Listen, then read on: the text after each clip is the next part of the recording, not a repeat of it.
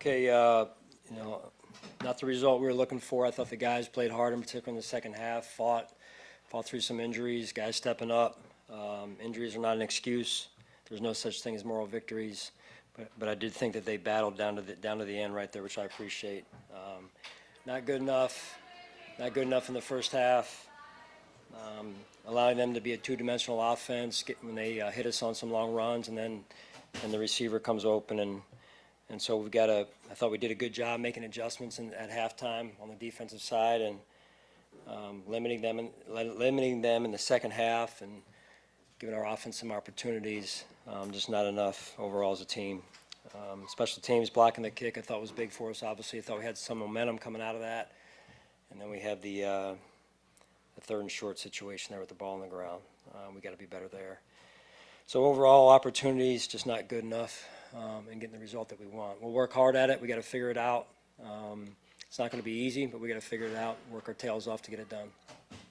Sean, obviously the defense struggled in the first half, much better second half, but your offense, that's the surprise. Everyone just expects your offense to score, and it just was not happening. Can you tell us what was going on? Well, I thought, in the first half, you look back at it, I think James had 7 carries roughly. So getting him into a rhythm, staying in a two-dimensional offense against a good pass rushing defense, we knew that was going to be important. We were off schedule quite a bit, and that can't happen against a defense like that. Second half, I thought we found a rhythm in that first drive in particular, and but then after that, again we were shooting ourselves in the foot there. So we got to be better. So to that point, I think 3 possessions, you get the ball with a chance to tie the game, and you just 2 of those went 3 and out. You didn't move the ball hardly at all. Yeah. I mean, how surprising was it even for you? Because I mean, we're used to seeing this offense up and down the field, but it just wasn't happening. No, it wasn't, and we got to figure it out. We got to dive deep into what we're doing, how we're doing it, making sure we got the right people in the right positions, and then the execution at the end of the day. So, but we got to start from ground zero and work our way back up. When the defense put you, I mean, to Sal's point, they played better in the second half, but you give up 335 yards in the first half.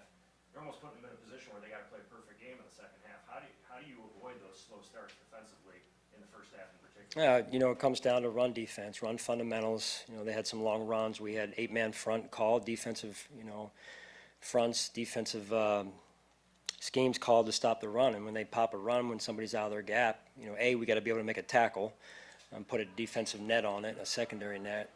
We call it a DB net. And then secondly, we shouldn't be out of our gaps to begin with, and we got to play better run defense, because that opens up then the pass. When you commit to the run, here comes the pass, right? So just overall a better start, and but it's never one position. And I thought the guys did a better job in the second half. I think they had 335 in the first half. To your point, 443 total, so about 110 yards total in the second half, and we knew it was their run and 5 at halftime, and thought we did a better job handling 5 in the second half. So we made some good adjustments, but at the end of the day, not enough. Sean, you had the shot play to open up the game on offense, but the downfield passing seemed to really struggle. Have you been able to pinpoint why a downfield passing 20-plus just been No, I mean, again, we're on the bye now. We've got to look at it. We've got to spend a lot of time looking at this thing and figuring out what's going on and fixing it. Sean, part of the, obviously he was under pressure a lot tonight. They blitzed like crazy, but it just seems like part of the problem too is there's just not guys getting open for him, and he's holding the ball, he's getting pressure, he's running around, and there's nowhere to go with it. Is that an issue you've got to really consider here? Well, again, like I said, you have to evaluate everything to make sure that we're looking in the right spots in terms of the coverages we're getting and in the quarterback's progression overall. I could feel what you were saying in terms of it was too hard tonight on our quarterback, and it doesn't need to be that hard all the time where he's having to run out of the pocket. Their pressure, I thought at times we picked up the pressure, and then at other times the pocket was getting affected early. So the Russian coverage, as you know, we talk a lot about that, and it was disrupting our offense too early in the down. Yeah, he popped his calf in pregame warm-ups. I don't know, I have not caught up with Nate. All I heard, Nate approached me and we were going through team warm-up there at that point and said that DQ was out because he popped his calf. Coach, I know Coach, James Cook isn't the primary third down back, but in certain situations when he's in rhythm, on third down, why take him out when he's much more of a threat for you in that situation? Yeah, no, it's a good point. We'll look at that as well over the bye here. You guys said you weren't happy with the reverse call before, 2 weeks in a row, and it ends up in a fumble. We can be better. We can be better. Any other health reports? I have not heard from our trainer yet. There's a number of guys, as you know, that came out of the game at some point. Some went back in, some weren't able to return. John, the first half penalties in particular, I think it was 5, but the nature of them, the offside, right? Yeah, I mean, you're beating yourself, just lining up on sides, right? Lining up on sides. So we police it during practice, and then it turns up in the game, right? So, we have to take responsibility for that and making sure we're not beating ourselves. I mean, that's step number one. Let's get lined up on sides. We made, I think, 2 big plays, and both of them got called back because we didn't line up on sides. In terms of injuries and, to your point, figuring stuff out, how critical is the bye week this week? Well, starting with injuries, we've got a number of guys that are banged up in there or came out of the game, and so that'll be important for us, hopefully getting some of those guys back. We'll see. There's no guarantee on that, number one.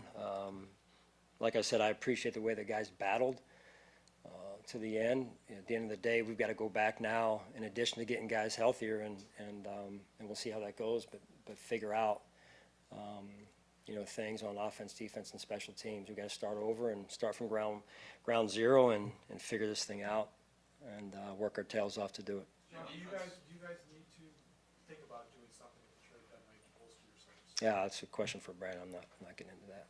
To your knowledge, is Josh playing healthy? Is he dealing with anything? Yeah, I have not heard. I noticed some of the noise, I guess, after the game, during the game, but I did not hear anything from our trainer during the game on Josh. Your guys on defense have talked time and again about starting fast. What needs to happen for that to be the case? Play in your gap. Play in your gap. Tackling is something that you brought up, guys in the locker room brought up needing to be better. How do you get better at that when you're a month and a half into the season? Yeah, keep working it.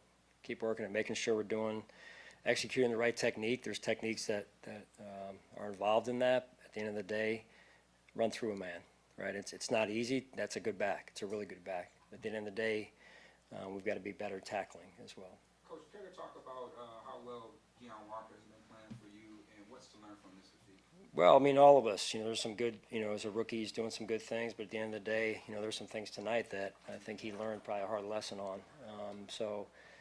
We've got to look at it, and I've told you guys before, playing good defense starts up front, whether it's run defense or pass defense, the ability to rush the passer, right? So the run defense starts up front. If we're a one-gap attack defense, you've got to be in your gap. And then are we fitting behind you the right way, right? And are we getting off blocks, using our hands to shed, and are we hitting the right angles on the way to the tackle? So it's fundamentals, and we're working on it. I can promise you that. We're going to continue to work on it because it's got to improve. But that's where it starts, and that's where playing good defense starts as well. Last one. Jordan Poyer's the type of competitor that, you can tell talking to him that this meant a lot to him getting back on Yeah. the field. Is he the type of guy that could press people for some playing time at this Yeah, point? well, you guys are out there at practice. You watch how he's been practicing from day one. Guy's a winner. He's tough. He knows how to play the game. All right, thank you. Thank you.